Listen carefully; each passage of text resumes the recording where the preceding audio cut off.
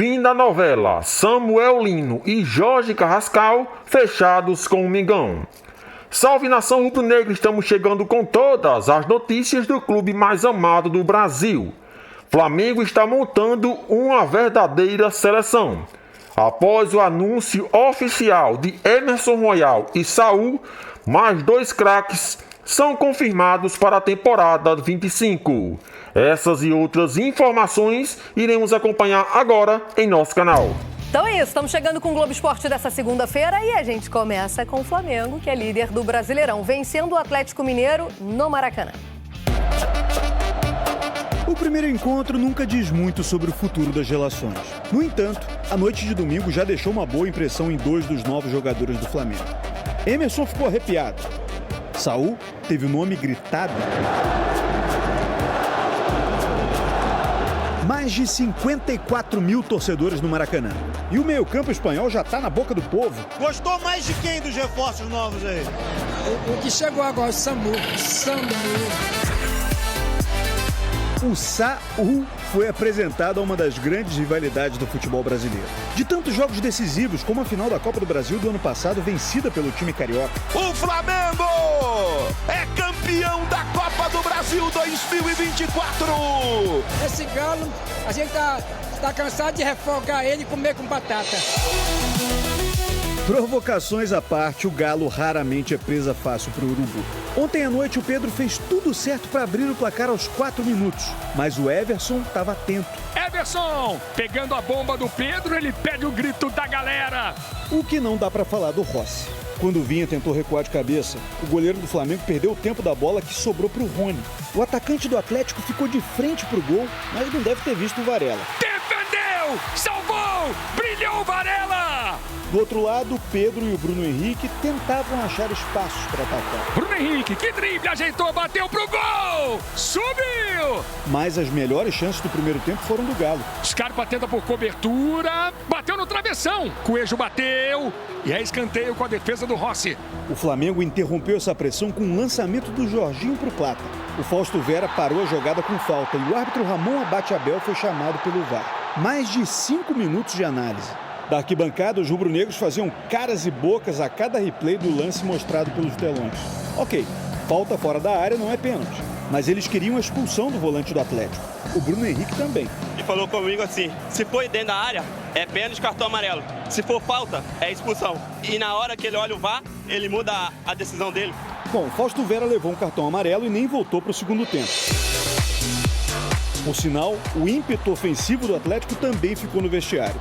O jogo virou ataque do Flamengo contra a defesa fechadinha do Galo, mas sem muitas chances de gol. É uma equipe muito forte e não é fácil entrar. No duelo de tanta rivalidade, o número de faltas tende a aumentar. E as chances de gols de bola parada também. Foi assim que o Flamengo furou a retranca do Atlético Mineiro aqui no Maracanã. O gol começou com esse braço do Saraiva no rosto do Wallace Ian. O lateral do Atlético já tinha cartão amarelo. O árbitro não quis dar o segundo e o garoto do Flamengo enlouqueceu. Falou uns desaforos pro Coelho, pro Saravia e enquanto discutia com o Hulk, foi para a posição dele na bola parada. Repare que no momento da cobrança do Luiz Araújo, o Wallace Ian bloqueou 2 zagueiros pro Léo Pereira correr sozinho, confundir a marcação e o Léo Ortiz marcar de cabeça. Uma linda cabeçada, sem chances para Everson. Ele é bom demais no jogo aéreo. É o cara das cabeçadas no Flamengo. Já são 3 gols de bolas paradas nos últimos 3 jogos do Flamengo. Acaba criando algum pensamento dúbio em cima deles, né? De não fazer daqui a pouco uma falta perto da área, porque sabe que a gente é muito perigoso e aí acaba dando mais espaço dentro de campo. Depois do gol, o Flamengo até levou um susto nesse chute do Biel, mas segurou a vitória por 1-0. Foi de um jeito sofrido, porém eficiente. Eu não posso reclamar, meu time é líder, melhor ataque, melhor defesa. Não tenho que pensar em mudar o modelo, tenho que pensar em continuar vencendo, simplesmente. É o que basta para reativar a frase favorita das noites de domingo. Segue o líder. Me fala esse pacotão que você chegou todo metido aqui. Mas não é? E tem um Tá detalhe. certo. Ó, e tem um detalhe. Fala aí. Isso precisa ser dito, tá? Sem viajar, sem Eurotrip, sem gastar cartão corporativo, sem almoço em restaurante caro. É tudo aqui, ó. Muito. EAD, é esse que se fala, Pedro? EAD. EAD. É tudo EAD. Ensino à distância. É videoconferência e pronto, entendeu? Muito bem. E quem tá nesse pacotão aí? Você falou os nomes aqui, o Jorginho já veio, já tá. Eu considero o Jorginho nesse pacotão, Claro. porque assim, foi o esforço da diretoria do Flamengo conseguir tê-lo antes da Copa do Mundo de Clubes, senão só teria agora. Então, o Nessa Jorginho janela, chegou né? muito bem, exatamente. E aí o Flamengo pôde apresentar a torcida do rubro-negra presente ontem no Maracanã. Emerson Royal, jogador que todo mundo conhece, lateral direito, e o Saúl, meia espanhol. Inclusive, Fernandinha, muita gente me perguntou, e eu fui apurar isso, como que o Felipe Luiz enxerga o Saúl, como que a diretoria enxerga o Saúl. Ele chega para suprir a ausência do Gerson. Ele vai fazer aquilo que o Gerson, ou melhor, vai tentar fazer aquilo que o Gerson fazia no meio de campo do Flamengo, jogando muito mais pela ponta direita, como o Gerson estava fazendo. Então, a diretoria enxerga que o Saúl vem para a vaga do Gerson. E ainda tem o Samuel Lino, que vai chegar nessa terça-feira, ainda não foi anunciado de maneira oficial, mas o próprio Flamengo divulgou nas redes sociais que o jogador chega nessa terça-feira, vai fazer exames e depois assina o contrato. E tem o Carrascal, que a gente brinca e tal, que está demorando. De fato, o Carrascal é questão de tempo. É muito mais burocracia ali de documentos entre Atlético Mineiro, Flamengo e o próprio Dinamo de Moscou. Então são esses jogadores. E o Carrascal ele vem para brigar por uma vaga no time com a Arrascaeta, a Emerson Royal, obviamente, jogar na lateral direita, e o Samuel Lino para ser o extrema esquerda, o ponta esquerda. Função que atualmente tem o Michael, Everton Cebolinha. E eu acho que o Flamengo vai qualificar demais essa posição. Então, a gente brinca, é um baita pacotão de reforços. A torcida do Flamengo criticou bastante a diretoria pela demora, achei justo na ocasião, mas eu acho que valeu a pena a espera, valeu a pena esperar tanto, porque de fato são jogadores bem importantes que vão agregar bastante ao time do técnico Felipe Luiz. Já deu parabéns pro Rony hoje, Pedro? Parabéns, Rony. Valeu. Parabéns. Agora o show vai começar e a culpa é sua. Pode começar a vender calma aí, eu vou Casagrande. sair em defesa do Flamengo. Se o Rony fizesse o gol, não quer dizer que o Flamengo iria perder o jogo, porque contra o Bragantino foi de virada também. Ia ser 1-0, o jogo poderia ser outro. Vamos bater palma de novo, Pedro. Parabéns, Rony. Sim! Na justiça e união. Maracanã. Não. Nem na justiça, porque ele voltou atrás, pô. Não teve nem personalidade, Maracanã, pô. gatinho. Obrigado, Rony. Tamo junto. Aqui, ó. Bota na eu fico tela. impressionado, cara. O gol é grande, meu irmão. O gol 7 é grande. metros. Mais de 7 metros. O gol Pode é dar o gigante. play, Cris. Aí, ó. Vem, agora. Parabéns, Só Rony. fazer, tio. Parabéns, Rony. Não, eu vou defender o Varela. Comece Foi os mérito jogos. do Varela. Ele fingiu que ia para um lado, Rony caiu na dele, aí ele correu e conseguiu pegar. Parabéns ao Varela pela movimentação. Vai, Vene Casagrande. Comece o seu show. Você gostou do Flamengo? Olha, Fernandinha, não foi um dos melhores jogos do Flamengo. Só que tem certos jogos na competição no Campeonato Brasileiro que você não precisa jogar bem. É aquilo que a gente brinca. Sim. Não vai dar show sempre, não tem como dar show sempre num calendário tão difícil que é o calendário do Flamengo. E o Flamengo voltou a demonstrar dificuldade quando um time está muito bem armado, defensivamente falando, que foi o Atlético Mineiro. A estratégia do Atlético Mineiro no primeiro tempo deu super certo. Conseguiu segurar o Flamengo e estava conseguindo fazer bons contra-ataques. Tanto é que o Atlético Mineiro chegou a finalizar 7 vezes ao gol do Rossi. Uma delas foi essa daí, que eu até brinco aqui, mas de fato, se a bola entra, a história poderia ter sido diferente, porque o Flamengo não fazia um bom jogo.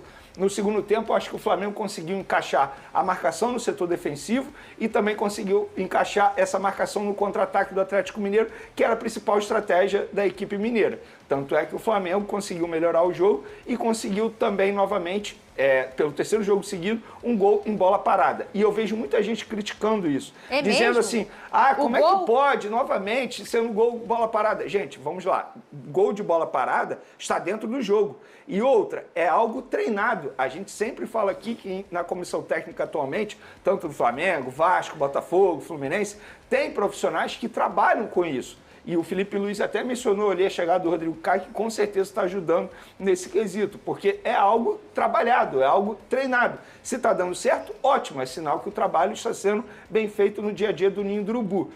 Sobre o Pedro, novamente, acho que ele fez uma boa movimentação no primeiro tempo, é um jogador que parece ter reconquistado a vaga dele de titular. Gostei do Plata, do retorno do Plata. O Alan também, novamente voltando ao time titular, fez um bom primeiro tempo. Acho que o Felipe Luiz substituiu certo no segundo tempo ali no intervalo, porque ele já tinha cartão amarelo, a gente sabe que a arbitragem ontem estava um pouco duvidosa, sem muita personalidade, exatamente, bem polêmica, por sinal. Confusa demais. E entrou o Everton Araújo, que ajudou demais na marcação desse contra-ataque do Atlético Mineiro, porque eu acho que ele segura mais que o Alan, embora o Alan também tenha essa característica defensiva. Mas, de maneira geral, não foi uma partida belíssima do Flamengo.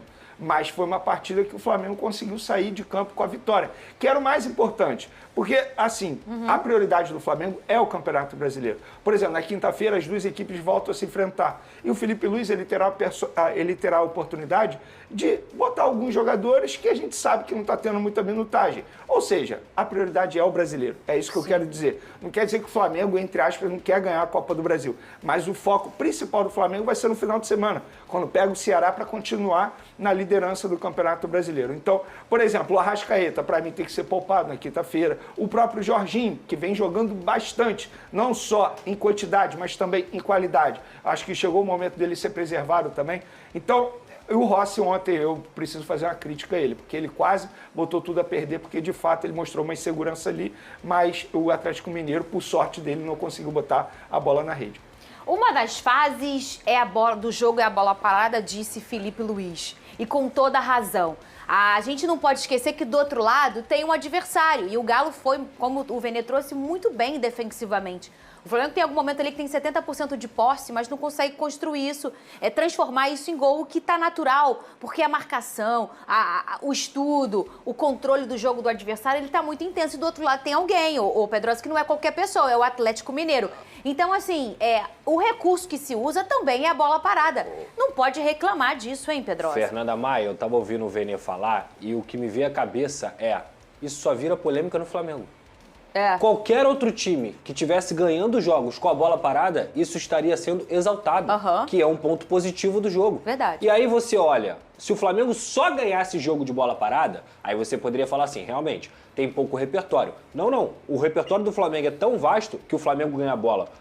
Ganha jogando bola, ganha pelo chão, ganha na construção, ganha em cruzamentos e também ganha na bola parada. Então, assim, cara, ninguém é líder do campeonato à toa. O Flamengo é uma equipe que, além dos reforços que vão chegar, já é uma equipe muito, muito, muito forte e até por isso está conseguindo liderar o Campeonato Brasileiro com um jogo a menos. E é isso, cara. Repito, é só no Flamengo que isso vira polêmica. Se fosse qualquer outro time, estaria sendo exaltado, como o Palmeiras já foi exaltado muitas vezes, como o Atlético Mineiro, lembra do Cuca-Bol e tal.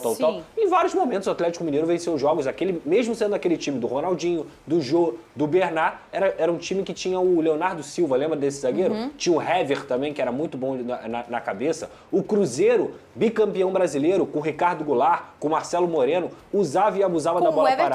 Com o Everton Ribeiro. Por que o Flamengo não pode ganhar jogo de bola parada? Não faz sentido. Ô, Vene Casagrande, qual é aquela frase que o seu internauta tem que você gosta? Crise o Flamengo... Crise o Flamengo faz em casa. Não é? Já virou título em vídeo no YouTube. Não é possível, mas é exatamente isso. A gente até comentou no ano passado que o Botafogo tinha uma pessoa só para treinar bola parada e vimos alguns gols, inclusive do Gregory contra o Palmeiras. Olha que legal, bola parada. Isso não pode ser um problema. Aliás, isso é um recurso no futebol muito inteligente e com muita construção, Vene Casagrande. Pois é, quando a gente vê um gol de falta, por exemplo, a gente não elogia bastante aqui. Por quê? Porque é algo treinado. Os jogadores treinam isso no dia a dia. E nesse caso do Flamengo da bola parada, é isso, é algo treinado. O Rodrigo Caio treina isso no dia a dia. O Felipe Luiz, ele teve já um auxiliar focado nessa situação. Recentemente, o analista de desempenho focava muito, que era o Igor Santos, que pediu para sair por conta de problemas familiares. Também focava muito em bola parada, tanto na parte defensiva quanto na parte ofensiva. E estamos falando de um Flamengo que tem jogadores que vão muito bem nessa jogada. O Léo Ortiz, por exemplo. O Léo Pereira também é um jogador que vai muito bem na bola aérea, os zagueiros. Então, assim, eu acho que o Flamengo tem que tirar proveito disso. Eu, ao invés de criticar, eu prefiro elogiar. Porque se o Flamengo estivesse tomando gol de bola parada a todo momento, a gente não estaria criticando? Sim. Então, se está fazendo gol em bola parada, a gente também tem que elogiar. Então, méritos ao trabalho do Felipe Luiz. Agora a gente vai rever, ô Lucas Pedrosa, você de casa, o vídeo da polêmica sobre a falta no Plata no VAR. Vamos ver. Falta ou penal? Marcou falta. Fora da área e cartão amarelo, tá? Ok, vamos ver o ponto de contato entre corpos para confirmar a falta. Primeiro. Vem devagar. Vai. Você vai Ok, mais um pouquinho. Aqui, o contato existe, tá? Esse é o ponto de contato. 16,50. Não, tá caindo, ele tá com a bola. Tem a 3B também? Qualquer contato. Não, 16,50. Perfeito. Fora da área vermelha. Agora vai até o fim, tá? Ok. Velocidade real, eu acho. Ok. Ele domina, a bola não vai pra frente, a bola vem pra trás, ele perde um pouco o controle, eu entendo que não é um boxe claro, ok? Tem um defensor chegando lá em cima com possibilidade de disputa. disputa. Ok, vou voltar com tiro livre direto e cartão amarelo, porque tem um defensor que tem possibilidade de dominar a bola. Bom, o próprio Bruno Henrique fala no final do jogo pro Plim, né? No pra intervalo, Globo, ele falou no intervalo, né? Que o árbitro falou, tá checando, mas vai ser ou pênalti ou cartão vermelho se for falta por conta das condições do jogo. E aí, essa é a grande polêmica para quem não tá entendendo. Foi fora da área ou foi dentro da área? Eu acho que já é um consenso que foi fora da área, né? Isso. Então, não foi pênalti, foi falta. A grande debate era para ser cartão vermelho ou não? Lembrando que tem alguns quesitos a serem preenchidos para você aplicar o vermelho num lance como esse. Ser o último homem, a bola estar indo em direção ao gol. Tem algumas coisas, eu não sei de cabeça, mas são 4. Se o pessoal da produção puder checar. Ô, Vene Casagrande, para você, esse é uma situação de cartão vermelho ou não? Vene, começa você. Eu acho que sim. Para mim, eu acho que deveria levar cartão vermelho. Inclusive, esse mesmo árbitro, o Ramon Abate, na Copa do Mundo de Clubes, em um jogo, eu não sei se a gente pode mostrar a imagem, em um jogo muito parecido, ele expulsou na ocasião. Então, eu acho que não sei qual foi o que ele viu de diferente para, nesse caso, ele não expulsar. Inclusive, vai uma outra crítica também, Fernando Diamar. A quantidade de tempo que o jogo ficou parado para ele tomar essa decisão. Não pode, isso atrapalha demais o jogo, atrapalha demais o ritmo de jogo. Mas, te respondendo, Fernandinho, para mim era expulsão nesse caso aí. Ô, Pedrosa, para você, eu acho que o que foi o definidor para eles não escolherem o vermelho, deu para ouvir, pelo menos tô falando pelo que o VAR falou. Ele diz, ele domina a bola não vai em direção ao gol. Eu acho que esse, dentro de um dos 4 critérios, que não, tenho certeza, um deles é esse, a bola tem que estar em direção ao gol, né? A bola ela foi dominada e ela piscou, ela pingou para trás, né? São 4 critérios. Quais são os critérios? Pode falar aí no meu ouvido que eu vou repetir, pode falar. Os 4 critérios para definir, nesse momento, se é um cartão vermelho ou não. Primeiro critério, pode falar que eu repito. Chance clara de gol. O segundo critério, ele precisa estar ocupando. Ser o último homem, eu acho que ele era o último homem. Mais um critério é impedir chance clara de gol, ser o último homem, mais um, a direção da jogada, que é o que eu acho que foi aí que bateu na trave, porque a direção da jogada não estava indo para lá, estava indo para trás. Pedrosa, para você foi vermelho ou não foi vermelho? Então, eu ia pedir para nossa direção, para a gente talvez colocar a imagem mais aberta, se é possível, colocar a imagem mais aberta. Aqui, tem esse, é a próxima, é a próxima. Um pouco mais de cima. Vai, pode rodar porque que vai aparecer. Porque eu acho que dentro dos critérios que você falou, 3 são preenchidos. Ele é o último homem, ok? Perfeito. Tá? Tem que preencher todos. Ele é o último homem. Ele chance clara de gol, gente. Chance clara de gol, sim. É bem clara de gol. E a direção da bola? Então, aí é que é a minha dúvida. Porque quando o Plata domina a bola, o Fausto Vera o impede de chegar, tá? Sim. O impede de chegar. Eu não sei se o Plata teria as condições, até porque estava chegando o outro jogador ali, de conseguir finalizar e fazer o gol. Mas eu vou ser sincero, Fernanda, eu acho que é um antijogo muito grande do Fausto Vera, porque ele não disputa a bola, não tem disputa de bola ali. Então, dar o cartão vermelho, pra mim, seria a melhor decisão nesse lance. O Bruno Henrique ficou bravo, não foi, Vene Casagrande, com essa situação toda? Até porque o próprio árbitro falou, olha, a gente tá checando, ou vai ser pênalti ou vai ser cartão vermelho na falta. Aí ele vai e muda todo o critério dele, a opinião dele, após analisar o VAR. Não faz o menor sentido. E eu levo em consideração também, até mesmo a virtude do atleta. O Plata é um atleta que, do jeito que ele dominou ali, e como ele é um cara veloz e ele é canhoto, ele dominou pra bater. Ele bate com o quê? Com a canhota. Ele domina pra bater com a canhota. E ele é rápido o suficiente pra poder chegar nessa bola. Então, acho que, digamos que o Fausto Vera não tivesse feito a carga nele, ele chegaria em condições pra finalizar. Você de casa acha que foi vermelho ou não? Comenta lá na nossa hashtag SBT Esporte. Ô, Cris, você achou que foi cartão vermelho? E até o Cris achou, gente. Eu acho que muito bem. Então tá aí como A arbitragem foi o quê? Confusa, não Confusa. foi, Vene Casagrande? Eu queria dizer outra palavra. Coisa eu serei muito processado. Antes confusa do que um desastre. E aconteceu com você? Não, aconteceu muito pior. Muito pior. Ai, peraí, eu tô sentindo, Aconteceu Pedro. muito Me pior. expulsa aí, Pedro, eu tô sentindo Vene aqui. Casagrande. O gol foi do Léo Ortiz, vitória sobre o Galo. Os times voltarão a se enfrentar, como lembrou o Eugênio no início do programa, pela Copa do Brasil no meio da semana, mas ontem deu Flamengo. Personagens do jogo, vamos lá. É um jogo de estratégia também, não é só um jogo dentro do campo. Nesse quesito, eu estou muito contente com o que os jogadores nossos fizeram. E é uma pena mesmo, lamentável a gente não ter feito um gol. E certamente o jogo seria diferente. A gente sai triste pelo resultado, né? O desempenho foi bom, o jogo foi bem jogado, nós poderíamos ter saído com a vitória, poderíamos ter saído no mínimo com empate, mas infelizmente acabamos perdendo num gol de bola parada. Bom, bola parada é uma das fases do jogo, damos a importância que ela merece, né, porque jogos bloqueados muitas vezes são desbloqueados na bola parada e acreditamos que a chegada do Rodrigo Caio junto com toda a comissão tenha com certeza influenciado muito nessa potência, né? E agora os próprios jogadores acreditam e estão se sentindo poderosos outra vez na bola parada, e isso é importante, que eles gostem, que eles sintam o gosto por isso e que vejam sempre que resolve jogos. Legal, né? Ter o Rodrigo Caio aí como tem essa responsabilidade, uma das responsabilidades, uma das funções do Rodrigo Caio ali na comissão técnica, treinar as bolas paradas do Flamengo, e ontem foi decisivo, hein, André? Para variar, é um time com tantos recursos aí, o lance do Vinha e do Rossi, que o Rony acabou não aproveitando, né? O primeiro tempo do Atlético Mineiro foi muito bom. O time com a marcação individual, tirando a saída de bola do Flamengo muitas vezes, né? Algumas atuações individuais que não conseguiram se destacar, muito por mérito do trabalho defensivo do Atlético Mineiro. E não foi só na defesa, o Atlético produziu as principais chances, né?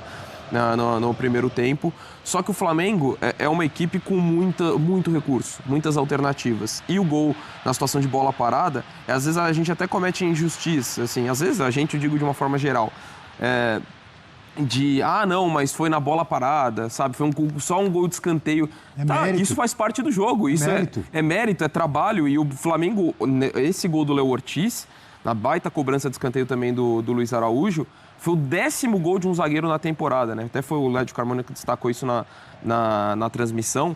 4 do Léo Ortiz, 3 do Léo Pereira, 3 do Danilo, isso sem contar gols de laterais, né? Tô falando de gols de zagueiro. Isso tudo não pode ser acaso, né? Não é acaso, é treinamento, né? É trabalho e, assim, é muito mérito de uma equipe que consegue te vencer de diferentes formas. É um Flamengo que acho que tem sido constante, com dificuldade de criar chances claras. Isso a gente tem falado desde a volta da pausa. Foi assim contra o Santos, por exemplo. Foi assim no Fla-Flu, onde também numa situação de bola aérea com o defensor também foi determinante. Defensor, digo, porque o Léo Ortiz dá a casquinha para o Pedro fazer o gol. Então, o Flamengo tem esse mérito, mas é um time também que está com dificuldade de criar com bola rolando. E isso apareceu de novo contra o Atlético Mineiro, que vem de um período muito complicado, né, muito turbulento. Pensando no tempo normal, vinha de derrota, embora tenha se classificado contra o Bucaramanga, mas o jogo de ontem acho que tem que ser encarado de forma diferente, porque ele mostra, apesar da derrota, de um Atlético que se mostrou capaz de encarar esse Flamengo na Copa do Brasil, que acho que conseguiu fazer boas adaptações. Acho que o Cuca montou o time, mudando, né, a formação ali com a linha de 3, o Scarpa mais pelo lado esquerdo, o Menino pelo lado direito. Acho que foi uma forma que o Atlético competiu com o Flamengo, mesmo tendo todas as diferenças entre as duas equipes, o momento completamente diferente, mas o Flamengo, muito por conta desse mérito, por ter diversos recursos, que chega à liderança do Campeonato Brasileiro com merecimento. Times com mais gols de bola parada no Brasileirão. Mirassol, olha só, hein? 10 gols em bola parada do Mirassol. Gol de pênalti do Mirassol. É verdade. Tem muitos gols do Quinguinaldo. Reinaldo ali com um bom desempenho, uma boa campanha, uma boa temporada no Mirassol. Flamengo 9, mesmo número do Cruzeiro e do Atlético Mineiro, adversário de ontem. O Bragantino tem 8 e o Fortaleza tem 8. 3 dos 6 gols após o Mundial foram de bola parada do Flamengo. E o Felipe Luiz, ele destacou na entrevista, na fala dele, o trabalho do Rodrigo Caio, que foi companheiro dele como jogador e hoje é companheiro ali, um dos auxiliares na comissão técnica e trabalha essa questão aí da bola parada. Eugênio, no começo do programa, né, além de destacar aí esses gols de bola parada, quero destacar ou repetir o que você já trouxe no início do programa, os números que são realmente impressionantes do Flamengo no campeonato. Olha, o time que mais venceu é o Flamengo, 11 vitórias em 16 jogos. O melhor ataque é o do Flamengo, em 16 jogos fez 30 gols. O segundo melhor ataque é o do Cruzeiro com 28.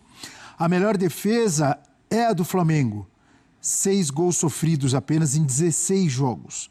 Óbvio que o melhor saldo de gols é do Flamengo, 24. O segundo melhor saldo é do Cruzeiro com 17. E o time que menos perdeu é o Flamengo, 2 derrotas só. Sabe, só um time tem o mesmo número de derrotas que o Flamengo. Adivinhem quem? Ninguém vai acertar. O Mirassol. Eu também não sabia, eu olhei aqui agora. Só que o Mirassol tem muito mais empates e menos vitórias. Uma dessas derrotas do Flamengo para o Santos, recentemente, né? Na Vila Belmiro com o gol do Neymar. Uma rara derrota do Flamengo no campeonato. A campanha é excelente. Agora, chama atenção esses gols tantos em bola parada depois do Mundial, né? É claro que é ótimo você ter esse recurso, porque você ganha jogos com esse recurso. Mas se você começar a ficar dependendo só dele, mostra que você não está criando tanto com bola rolando. E não está. Não está criando tanto como já criou no início do campeonato, situações com bola rolando. Claro que você enfrenta adversários, como o Atlético ontem, como fez o São Paulo, né? Times grandes que vão jogar no Maracanã e se trancam. Botam ali linha de 3 zagueiros, não sei quantos volantes à frente da área. O Flamengo tem tido muita dificuldade contra blocos baixos, né, de marcação. Sim, porque acho que todo mundo tem, né? Quando você tem uma defesa bem postada, muito forte fisicamente, que se tranca ali, você vai bloquear os espaços e sem espaço é mais difícil jogar. Você vai ter que buscar cruzamentos, porque para entrar driblando, tabelando, você acaba tendo dificuldade mesmo, porque não tem espaço para isso. E o Flamengo acabou fazendo alguns gols aí de bola parada, que é um mérito do Flamengo, mas que, por outro lado, mostra o quão difícil está sendo entrar por baixo. Então, ontem a gente viu isso mais uma vez. O Atlético, mais ou menos como fez o São Paulo, se fechou, baixou a linha, ficou trancadinho ali atrás. Repito, times grandes que vão jogar no Maracanã contra o Flamengo. E vou lembrar o que eu falei aqui, né? Lembrando a entrevista do Crespo, após perder para o Flamengo no Maracanã por 2-0, quando ele falou, graças a Deus, só tem um jogo com o Flamengo no Maracanã no campeonato, porque é muito difícil. Então os adversários eles vão para lá e mudam a sua característica. O Atlético não é um time de jogar assim. Ele teve que mudar para tentar ser competitivo. Botou o Scarpa de ala pela esquerda, botou o Menino inicialmente de ala pela direita, o Saravia como o terceiro zagueiro, 2 volantes à frente, o Vera e o Alan Franco, deixando ali o Hulk, o Coelho um pouco mais à frente. Funcionou até que, depois mudou, outros jogadores foram entrando, até que saiu o gol de bola parada, numa falta sofrida pelo Wallace, que para mim deveria ter sido o segundo cartão amarelo do Saravia, que já tinha dado uma entrada dura no Arrascaeta, levou o cartão amarelo, e na falta que originou o gol, ele deu um soco no Wallace, que foi pedir o amarelo, depois ele, o Wallace, levou o amarelo. E aí houve a cobrança da falta, saiu o gol. E aí, depois do gol, aí o Atlético tira zagueiro, vai para cima, tenta fazer alguma coisa. Até tem um chute perigoso ali do Biel.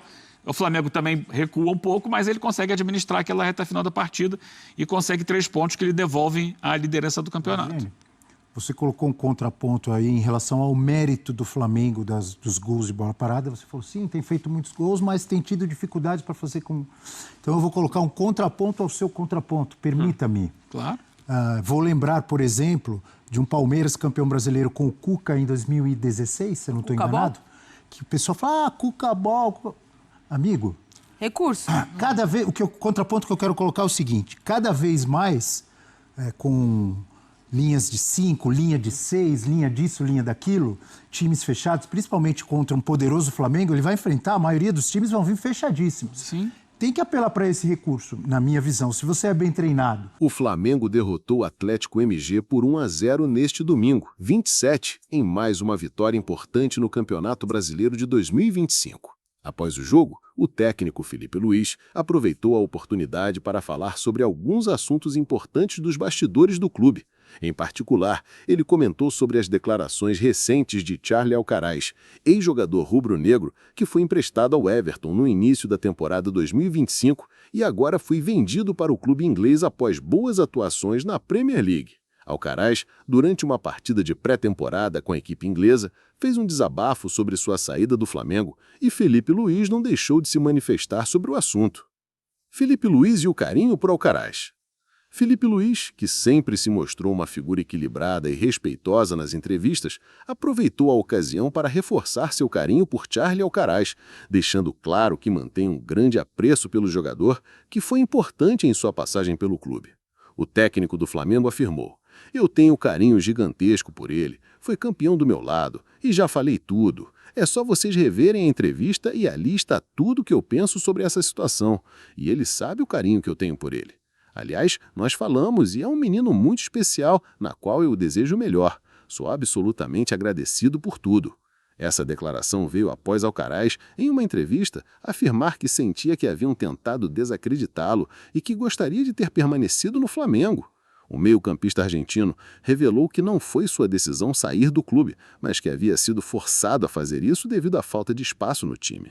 Felipe Luiz, que havia tomado a decisão de não manter o jogador em seus planos para a temporada 2025, mostrou compreensão, mas deixou claro que sua saída foi uma decisão técnica e parte do planejamento da equipe para o ano. As declarações de Charlie Alcaraz. Em um desabafo que repercutiu bastante entre os torcedores, Alcaraz revelou que havia sido mal interpretado e que muito do que foi falado sobre ele não condizia com a realidade. Durante a sua breve passagem pelo Flamengo, o jogador foi frequentemente alvo de críticas, principalmente por sua adaptação ao time e sua utilização em diferentes posições. Em uma entrevista recente, Alcaraz disse: "Não tenho muito o que dizer.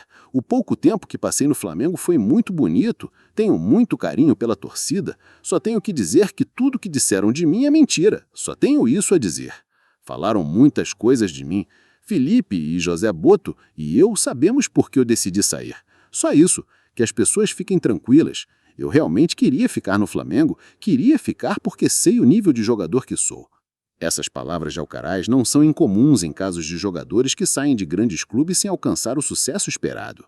O atleta, que havia sido contratado a peso de ouro pela diretoria anterior do Flamengo, com a promessa de se tornar uma das peças-chave do time, ficou pouco tempo no clube, jogando apenas 19 partidas, marcando 3 gols e dando 2 assistências. Sua saída, que foi um tanto repentina, causou surpresa entre os torcedores, especialmente pelo fato de que ele chegou ao clube com grande expectativa. Alcaraz continuou seu desabafo dizendo que havia sido mal interpretado em relação à sua adaptação ao Flamengo. Segundo ele, em diversos momentos, o clube alegou que não havia encontrado sua posição ideal, o que ele causou insatisfação. Falaram que não encontraram a posição para mim e, claro, eu não gostei disso. Sou jogador e posso me acomodar em qualquer posição. Hoje aconteceu de eu jogar em uma posição totalmente nova e tratei de me habituar, afirmou o argentino, que também ressaltou o respeito pela torcida rubro-negra. Sempre que coloquei a camisa do Flamengo, sabia a responsabilidade que tinha, sabia o que tinha que fazer. A breve passagem de Alcaraz pelo Flamengo. A chegada de Charlie Alcaraz para o Flamengo foi cercada de grandes expectativas. Com a antiga diretoria fazendo um investimento considerável, o Meia era visto como uma peça fundamental para o esquema tático de Jorge Jesus e também como uma das grandes promessas para o futuro do clube. Contudo, sua passagem pelo mais querido foi breve e marcada por altos e baixos. Em um ano de instabilidade, o jogador não conseguiu se firmar no time titular e, em meio a problemas de adaptação, acabou cedido ao futebol inglês. Apesar de seu desapontamento com a forma como sua passagem pelo Flamengo terminou, Alcaraz deixou claro que não guarda rancor e mantém um enorme carinho pela torcida rubro-negra. Ele disse: "Só tenho a agradecer à torcida do Flamengo. No pouco tempo que tive, sempre me fizeram sentir querido, sempre me mandaram mensagens de apoio, antes de enfatizar que nunca foi sua escolha sair do Flamengo. Eu sempre quis ficar no Flamengo e que saibam que não fui eu quem tomei a decisão de sair." O recorde de investimentos do Flamengo. No entanto, o Flamengo não parou por aí e continua investindo pesado para reforçar o elenco de 2025. Num movimento ousado, o clube anunciou a contratação de Samuel Lino, jogador de destaque no Atlético de Madrid, por 22 milhões de euros, aproximadamente 144 milhões de reais, com possibilidade de bônus até 25 milhões de euros, ou seja, 163 milhões de reais, caso o atleta atinja metas e se destaque no clube. O contrato terá duração de 4 anos, se encerrando em 2029, o que faz dessa aquisição a maior da história recente do Flamengo. O Flamengo superou seu próprio recorde de investimento em contratações, que antes havia sido detido pela compra de Charly Alcaraz, que custou 20 milhões de dólares. O investimento em Samuel Lino é mais um passo para o Flamengo seguir sendo protagonista no cenário nacional e internacional, com uma equipe cada vez mais qualificada.